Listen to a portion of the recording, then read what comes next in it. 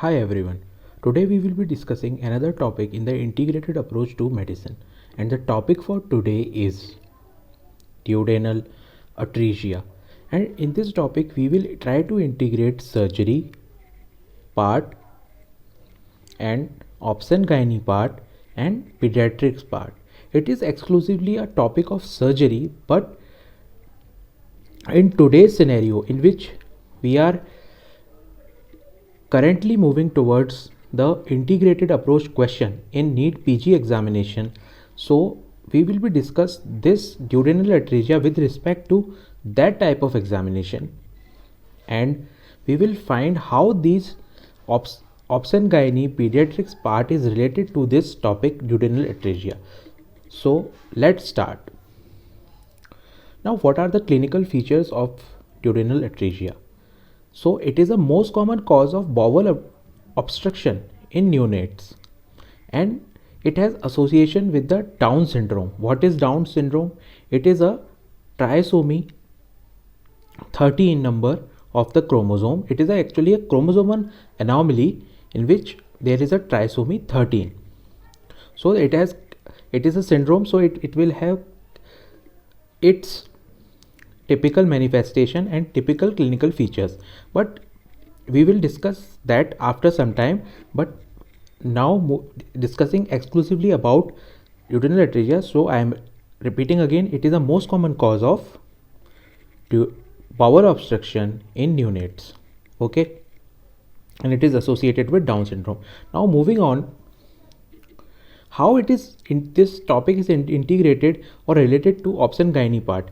Now mother, in when the fetus is inside uterus, mothers gave a typical history which is actually seen on antenatal scan, that is of polyhydramnios. And why polyhydramnios actually occurs in duodenal atresia is because we know that fetus secrete amniotic fluid, and it also has a tendency to swallow that amniotic fluid. But here what is the problem?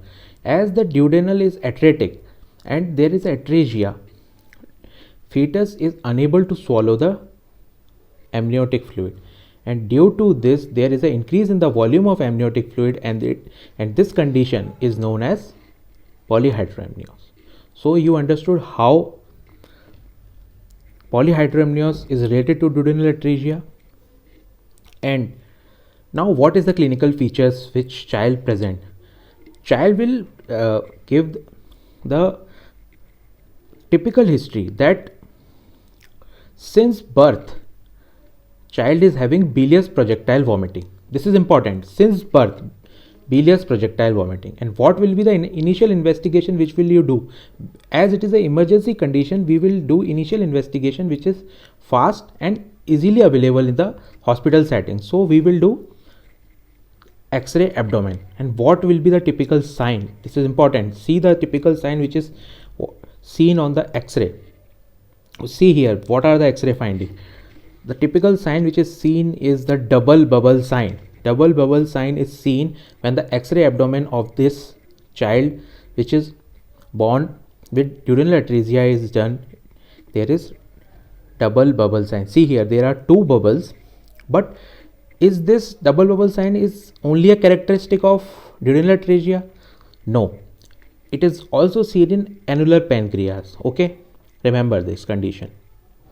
But it will give you a slight hint towards the duodenal atresia, and confirmatory investigation will be CT.